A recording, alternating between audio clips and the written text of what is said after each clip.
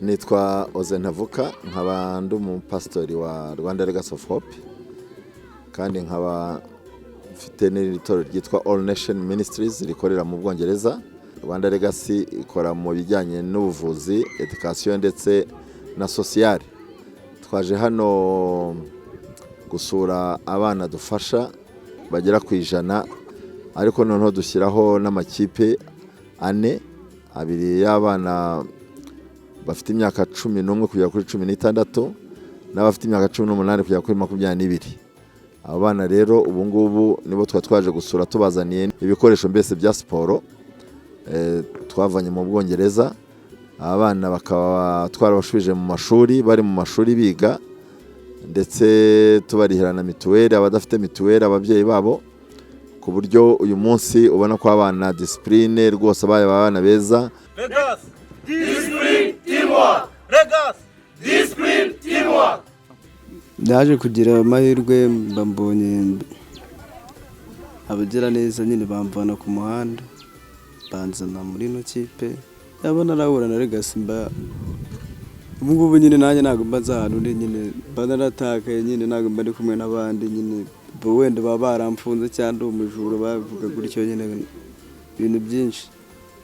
Uko uri mu muhanda wiga ibiyobyabwenge, ukanywa amatabi, ukanywa inzoga, ukanywa ibintu nk'ibyo umuntu mukuru nyine umwubahe n'umubyeyi ubwawe ntabwo umwubaha. Icyo kintu nyine narahindutse ngubu pe. Nabaga mu rugo ariko n'ubundi niho nahabaga niberaga no hanze.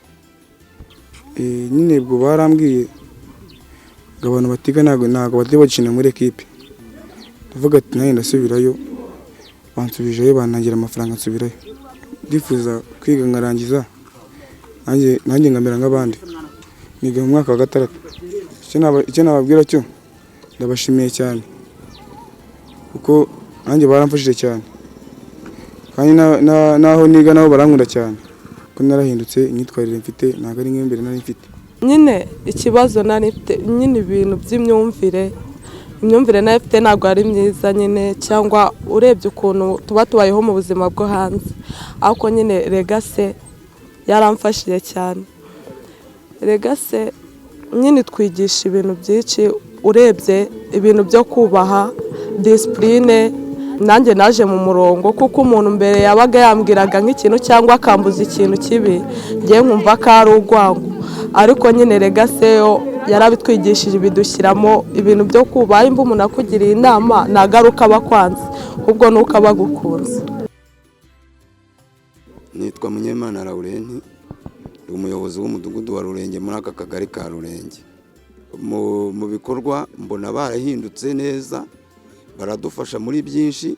Nimba ari igikorwa kigiye gukorwa mu mudugudu, ni ngombwa ko tubitabaza bakazana imbaraga, ugasanga ni igikorwa kibahuje kandi bagikoze bishimye, kubera uburyo mwabegeranyije mukabatoza umuco. Ugasanga barishimye, baranakundanye, ntabwo barwanira mu kibuga ngo tubone ngo barwanye.